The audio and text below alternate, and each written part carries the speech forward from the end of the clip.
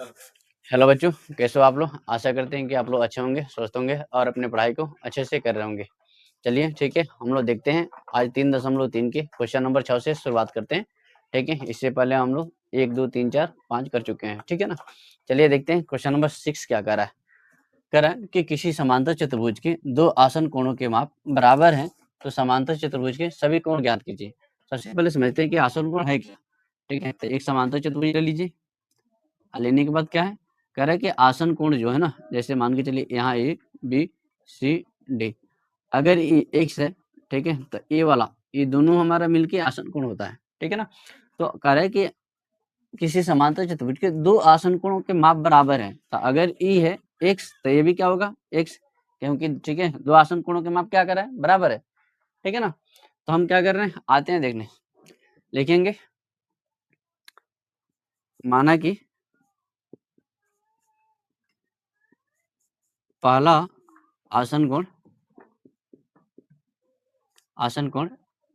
Is equal to x, तो दूसरा आसन कोण भी क्या हो जाएगा, दूसरा आसन कोण भी क्या होगा एक्स ही, क्योंकि क्वेश्चन में कह रहा है ठीक है 2 आसन कोणों के माप क्या है, बराबर है।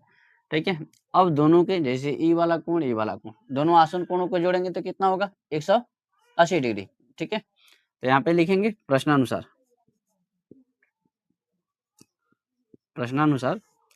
x प्लस x बराबर 180 डिग्री। ठीक है ना? यहाँ पे लिखेंगे आसन कोणों का योग, कोणों का योग कितना होता है 180 डिग्री। अब x जोड़ेंगे तो कितना हो गया 2x, 180 में ठीक है, यहाँ 2 है गुना में, तो इधर आके भागा में, तो x बराबर क्या हो जाएगा 180/2, तो कितना आ गया 90, यानी x बराबर कितना आ गया 90।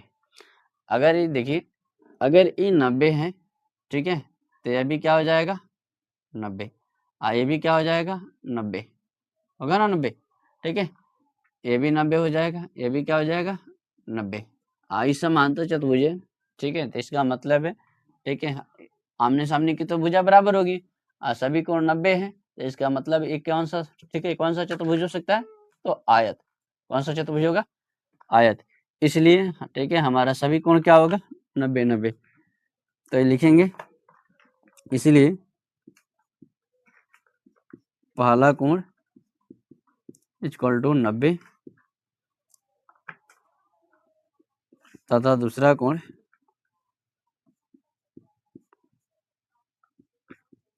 कोण भी क्या होगा 90 ही होगा, क्योंकि दोनों क्या है बराबर है। ठीक है ना? चलिए इसको नोट कर लीजिए।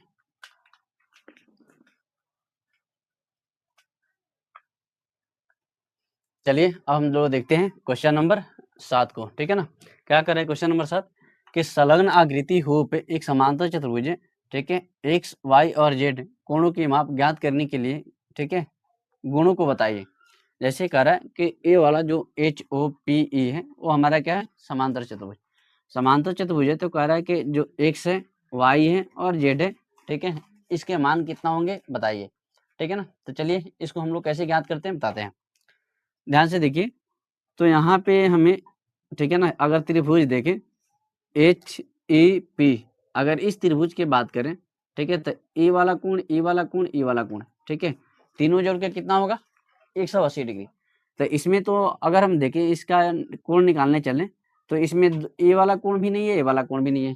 ठीक है, तो थोड़ा निकालने में दिक्कत होगा। ठीक है, तो सबसे पहले देखते हैं क्या, यहाँ पे है कितना 70 डिग्री, कितना है 70 डिग्री। अगर हम इस त्रिभुज में देखना चाहें, इस त्रिभुज में, तो अगर ई 40 है तो हमारा ई 40 पता चल जाएगा। ठीक है ना?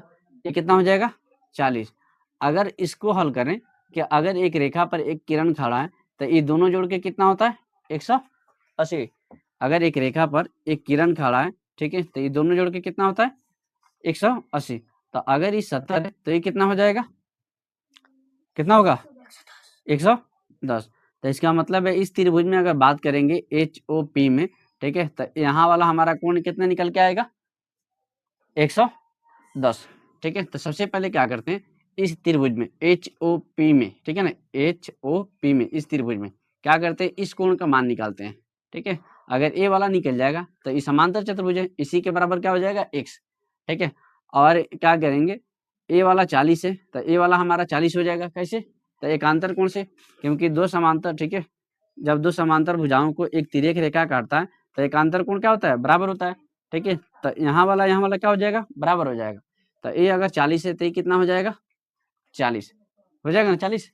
अच्छा, तो हम क्या करते हैं, सबसे पहले इसका निकालते हैं। ठीक है ना, इस कोण का मान लिखेंगे, एक यहाँ भी नाम देते हैं HOP, यहाँ पे देते हैं G।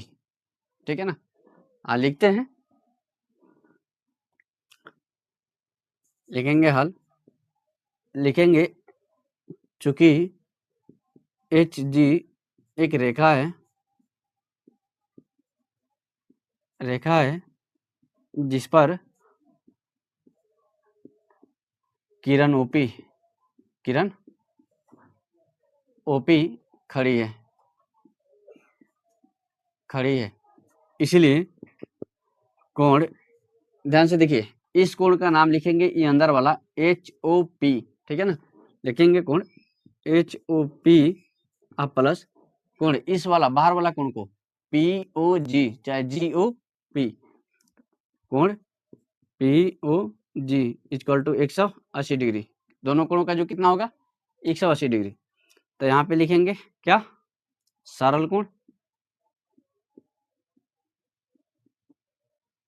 ठीक है ना, चाहे रिजु कोण, सरल कोण या रिजु कोण।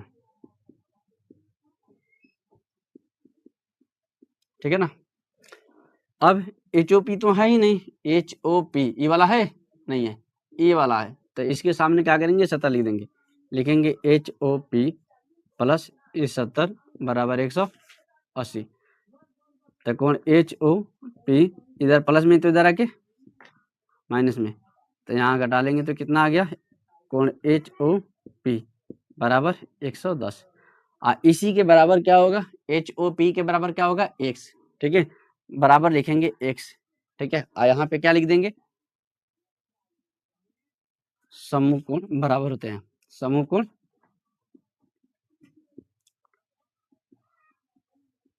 बराबर होते हैं।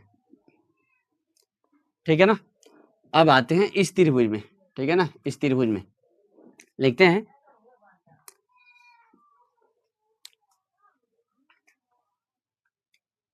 यहाँ पे कोण EHP। ठीक है ना, कोण EHP बराबर कोण ई वाला HPO, कोण HPO।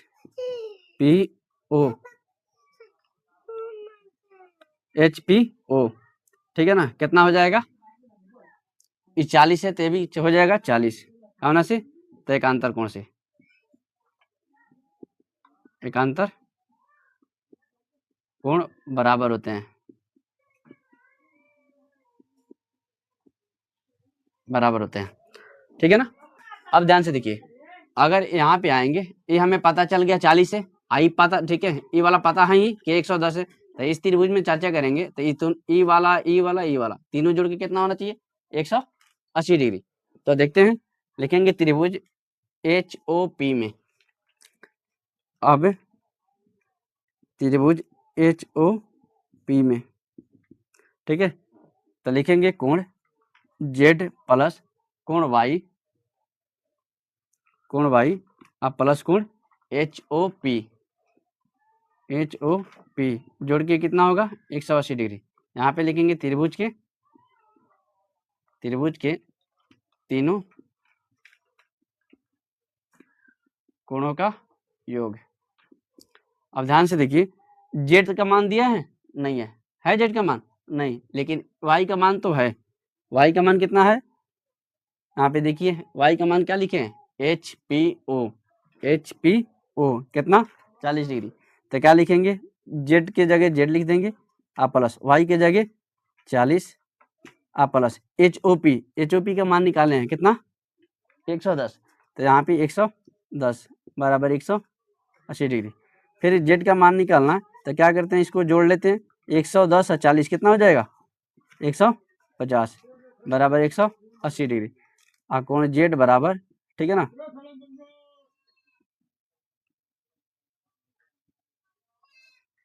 कोण जेड बराबर कितना आ जाएगा, 30 डिग्री। ठीक है, यहाँ कोण जो जेड है, जेड कितना आ रहा है 30। ठीक है, तो यहाँ पे लिख देते हैं इसको, कोण जेड बराबर 30 डिग्री। ठीक है ना, चलिए नोट कर लीजिए। ठीक है, हम इसको ऐसे भी बता सकते हैं, कैसे, अगर ई एक्स है तो ये भी क्या होगा, एक्स। यदि हम एक्स ई वाला पता कर लेते हैं कोण, तो ये वाला हमें आसानी से पता चल जाएगा। और हम जानते हैं कि एक रेखा पर अगर एक किरण खड़ा हो तो यहाँ वाला, ठीक है, और यहाँ वाला दोनों जोड़ के कितना होगा, 180। तो अगर ये 70 है तो ये कितना हो जाएगा, 110। 110 तो इसी 110 के बराबर क्या हो जाएगा, एक्स। काउना थ्योरम से, तो सम्मुख कोण से, सम्मुख कोण बराबर होते हैं। ठीक है, और ये 40 है तो ये वाई क्या हो जाएगा, 40। ठीक है, वाई बराबर क्या हो जाएगा, 40। कौन से, तो एकांतर कोण से, एकांतर कोण से। क्यों, तो ईपी और एच ओ, ठीक है, क्या है, समांतर भुजा है। और ये जो एच पी है हमारा क्या है, तिर्यक रेखा है। तो ठीक है, तिर्यक रेखा है, तो दो समांतर भुजाओं को जब एक तिर्यक रेखा काटता है, ठीक है, तो एकांतर क्या होते हैं, बराबर होते हैं। इसलिए 40 का एकांतर क्या बन जाएगा, वाई। इसलिए वाई बराबर कितना हो जाएगा, 40। अब इस त्रिभुज में आएंगे, इस त्रिभुज में तो जेड वाई और इस ये वाला कोण एक्स जोड़ेंगे तो कितना होगा, 180 डिग्री। अगर 180 होगा तो ये वाला तो हमें पता चला 110 है, 110। आई कितना पता चला, 40। ठीक है, तो 110 से 140 कितना हो गया, 150। ठीक है, और त्रिभुज के तीनों कोणों का जो कितना होता है, 180। तो 150 हो गया, 150 से 180 कितना ज्यादा है, 30। ठीक है, इसलिए हमारा जेड का मान क्या हो जाएगा, 30। ठीक है ना, समझ में आया। चलिए देखते हैं अब क्वेश्चन नंबर, ठीक है, 8 को। तब तक इसको उतार लीजिए।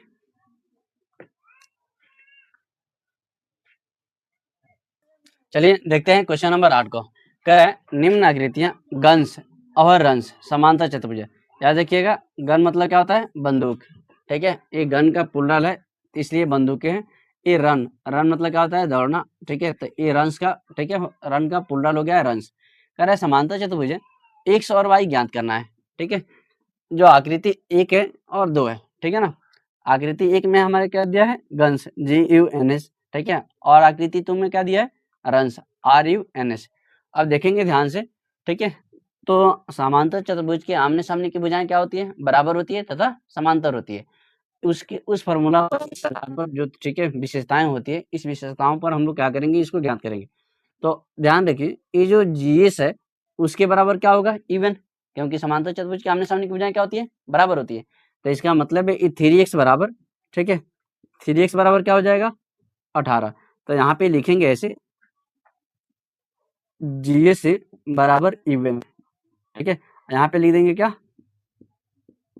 समांतर चतुर्भुज के आमने सामने की भुजाएं, आमने सामने की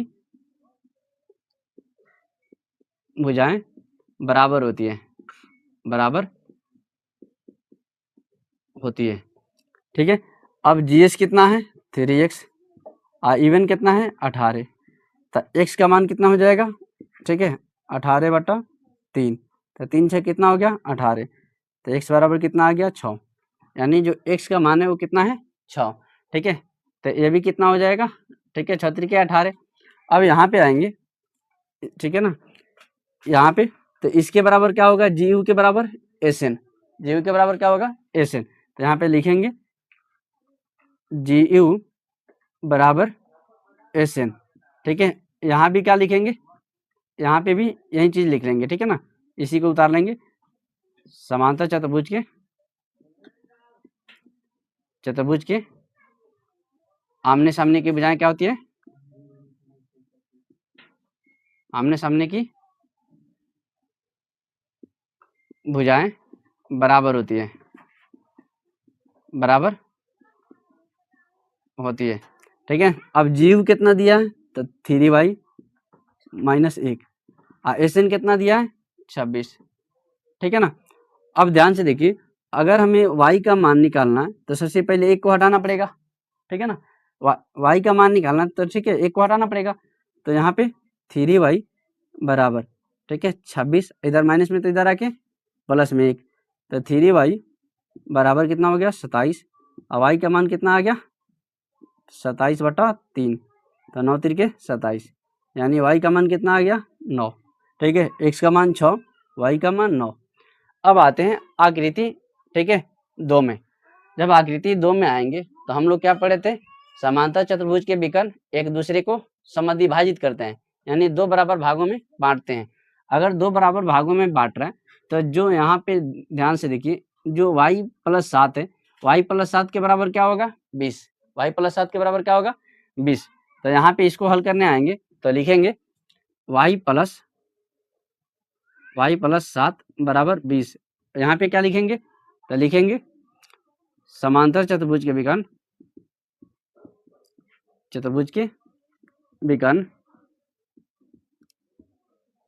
एक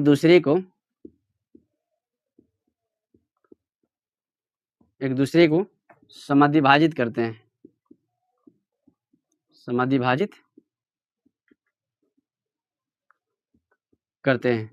ठीक है। इस बेस पर देखेंगे तो y बराबर ये 20 है, इधर प्लस में तो इधर आके माइनस में, तो y का मान कितना आ गया 13, ठीक है ना। अब आएंगे यहाँ पे, ठीक है ना, अब आएंगे इसके बराबर क्या हो जाएगा, इस 16 के बराबर x + y, ठीक है, क्योंकि ये भी तो भी करने हैं, ये भी तो समद्विभाजित करना है। तो यहाँ पे लिखेंगे और x + y बराबर 16, x का मान कितना निकाले हैं 13, तो यहाँ पे रख देंगे 13 और प्लस y = 16, y का मान कितना आ जाएगा 16 में से, ठीक है 13 घटा देंगे इधर तो कितना आ गया 3, ठीक है ना। तो हमें यहाँ पे कितना होगा x, ठीक है, y का मान कितना है 13, ठीक है, और x का मान तो ऑलरेडी हम लोग निकाले ही थे।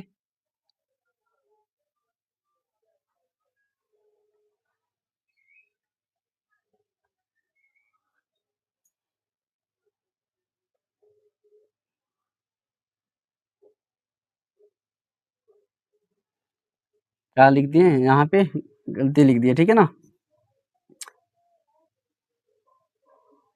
यहाँ x की जगह x रहेगा और y की जगह क्या रहेगा 13, ठीक है। अब x का मान निकालेंगे तो फिर 13 को तो हटाना पड़ेगा, ठीक है, तो यहाँ प्लस में है तो इधर आके माइनस में, तो x बराबर कितना आ गया 3, ठीक है ना। चलिए आज के क्लास को इसी पर समाप्त करते हैं, ठीक है, मिलते हैं फिर कल नेक्स्ट क्लास में, ठीक है ना।